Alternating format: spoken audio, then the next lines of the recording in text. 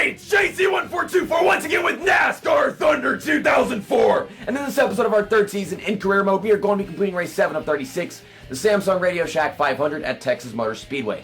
In the last episode, we raced at Bristol, and I finished in second place to Jeff Gordon. He was getting his first win of the season. Could not have finished in second place or the top 5, maybe not even in the top 10 because of how long he stayed out. If it wasn't for that caution that came out during pit stops, Ward Burton left pit road, and the glitch, it brought out a caution. Simple as that. I was bumping into a bunch of drivers towards the end of the pit cycle just because the people coming onto the track with lap cars and stuff, and my tires were so worn I couldn't grip anymore. Jeff Gordon almost dumped me as soon as the caution came out because I was trying to hold him off, and the car just had no grip just like that. But we finished in front of Tony Stewart by like 5 positions. He led the most laps, and I didn't get the leading lead, but I'm now 9 points in front of him, the new points leader. But Texas, this is a race that I almost won last time in Season 2, so I should be very capable of winning it now and practically dominating the entire thing. Who knows? So, if that does happen, then I think we're going to find ourselves a good ways in front of Tony Stewart after this race. The Mark Martin rivalry still left over from Darlington. We got a fantasy driver that's going to be pissed until he starts racing again. I don't know when that's going to happen. Hermie Sadler, Sterling Marlin rivals from, dealing with lap traffic, that final restart whenever the caution came out and everything at Bristol. And I think we bumped into Jerry Nadeau because he was somehow in front of me and on the lead lap. But still, he's an ally from Darlington, sharing draft and stuff. Not Darlington, Daytona. I don't know how I got Darlington confused with Daytona. That's stupid. We're using Dale Reynolds' paint scheme because I think you requested that I use his paint scheme at Texas. And I think this is going to be Dale Reynolds' kind of race.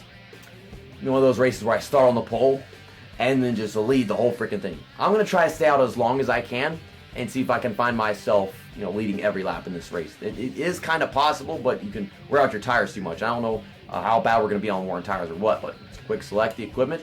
We've got a fresh chassis. I think this might be a new one. I'm not sure, though. The ratings don't look like a new one, though.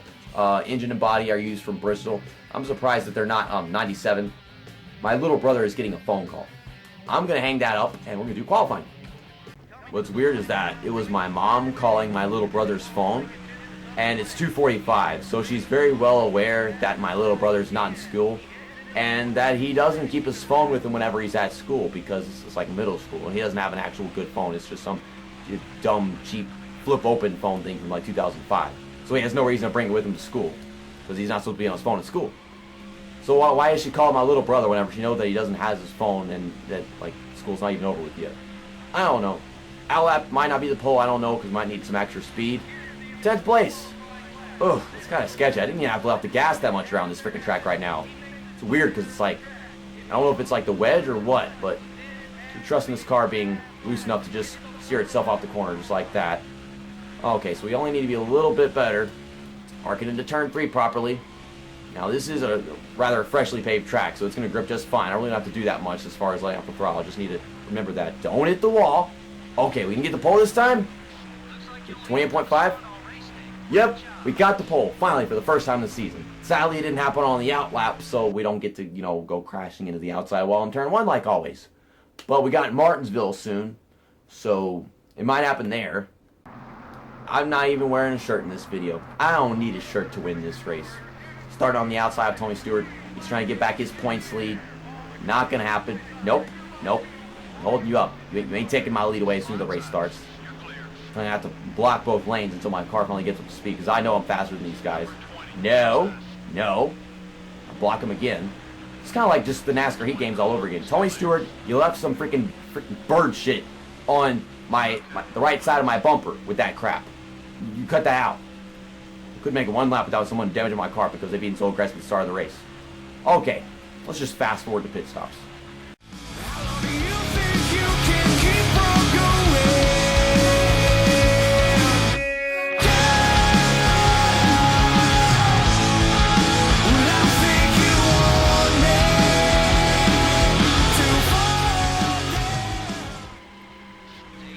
Oof.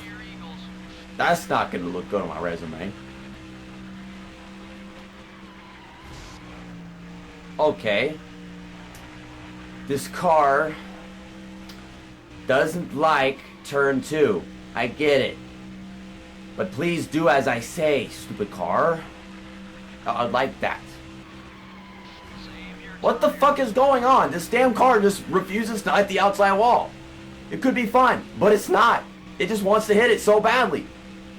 Stop! You don't have to! What the fuck is going on? Ow. Well, it's lap 18. People coming off pit road and shit. There's Kevin Grubb as always, probably gonna block me like crazy. For no reason. Yeah, I can't go anywhere because he's blocking the whole racetrack. Passing him without letting off the throttle too much is probably gonna be very difficult. But yeah, even on excessively worn tires, I really don't have a problem getting a pass on somebody like this, which is just kind of weird. Because the race started out and my car was just freaking no off-throttle time at all. It's like, there was more off-throttle time at Texas in NASCAR Heat 3 for this track. Okay, fuel tank is almost empty. I'm going to stay out one lap. I want to see if I can lead every lap in this race. And it'd be helpful if these stupid fucking lap cars would stop sticking their nose underneath me and trying to wreck me and shit. Might have fresh tires, but you know that you're not faster than me, obviously.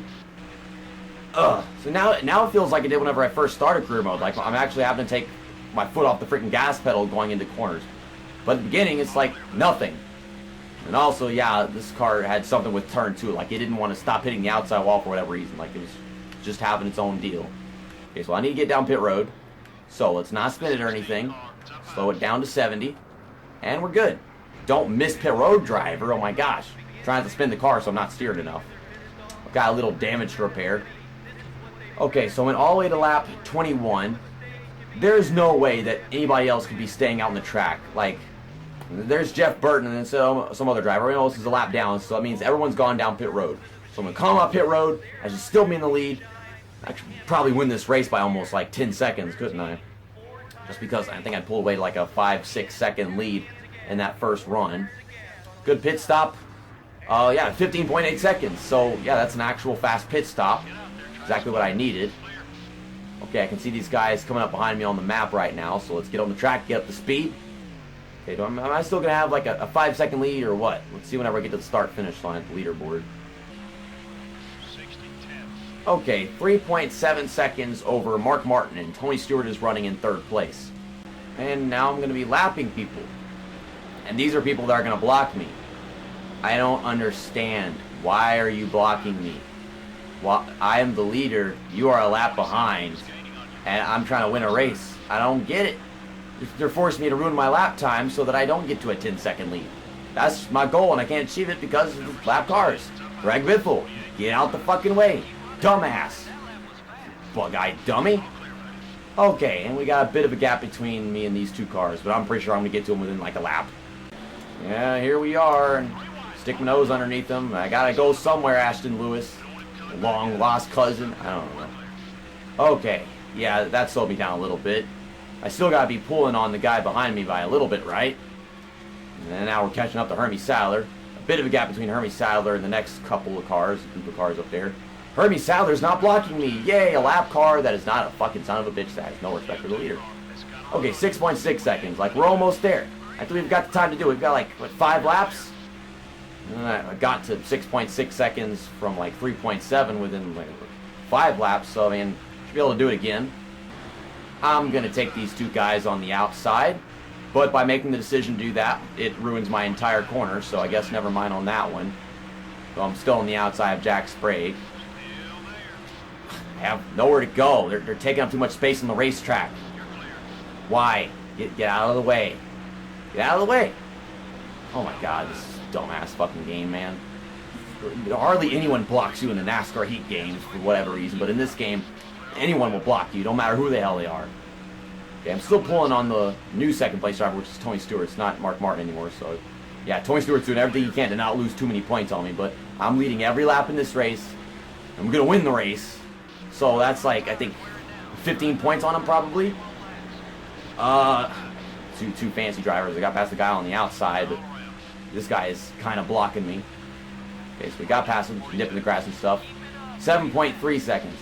I can't do it. This is too much lap traffic. They all get in my way on purpose for whatever reason. And now I got David Green. Okay, he's not blocking me.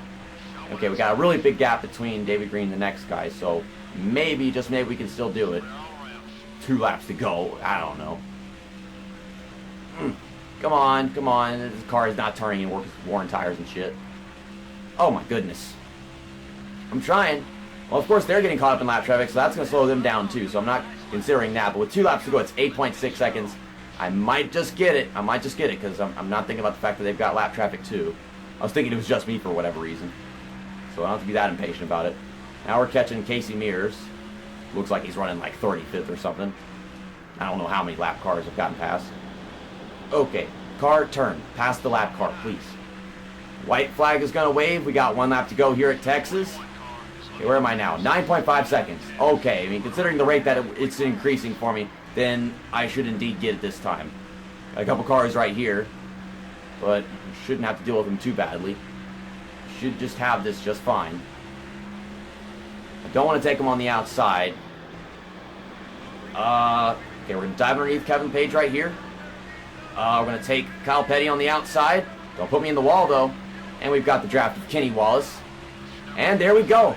One at Texas. Finally got our first one of the season. Could have happened at a few other places. It's taking too long to tell me how much I won the race by because I won it by so much. Well, let's do some donuts. And then we'll look at the finishing results and stuff. 10-second margin of victory and more. Okay, what kind of donuts am I doing? Texas nuts, all-star nuts, all-state. I don't know. This is the Lone Star State. Whoa, no! Started first, finished first, and led 33 of 33 laps in the race, winning it by a margin of victory, 10.796 seconds.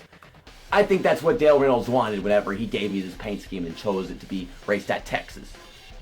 Am I right? Dale, is that what you wanted? And we go from a 9-point lead over Tony Stewart to a 24-point lead. I believe that was my 5th win of my career. Yes, it was. First of the season, we got 4 last time. I probably could have won 5, 6, maybe 7 races last season. If you think about the Texas race where it was just too little too late with Bobby Labonte winning it, the Phoenix race. There was that Charlotte race that Dale Earnhardt Jr. won. I don't know how I could have won that one because he had just such a big freaking lead after pit stops and stuff. But if you think back to it, there were so many races I could have won and just didn't. Golly, I could have finished like top 5 points last season now that I think about it, but so many things that just didn't go my way. So Ashton Lewis, dumb lap car, wouldn't get out of the way at Texas, took up too much space, bumped into him, and now he's all pissed about it. Jerry Nadeau left over from Daytona, I suppose, is still going down. Earl Hall was not in that race, so the neutral negative thing is still there. So we're going to be using race day 2016's paint scheme, where we go to Talladega on Thursday for the Aaron's 499. I haven't used this paint scheme since like race 4, I think. I don't remember the last time I used it. Okay, let's go to team management. I used Kamikaze's paint scheme at Atlanta. Maybe it was Las Vegas. Maybe that's correct. Shop additions. 4 races left until the boring plates come in. That'll increase our engine power just like always. Gotta remind you guys of all that stuff.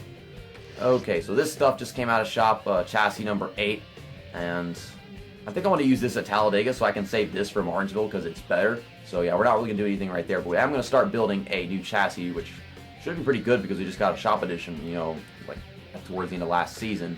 Oh, wait a second. I'm changing the genre of the equipment, or whatever you want to call it, the kind of equipment. Okay, 9 races, 77 tire grip and 77 tire wear. I didn't realize what I was changing at first. That was so dumb.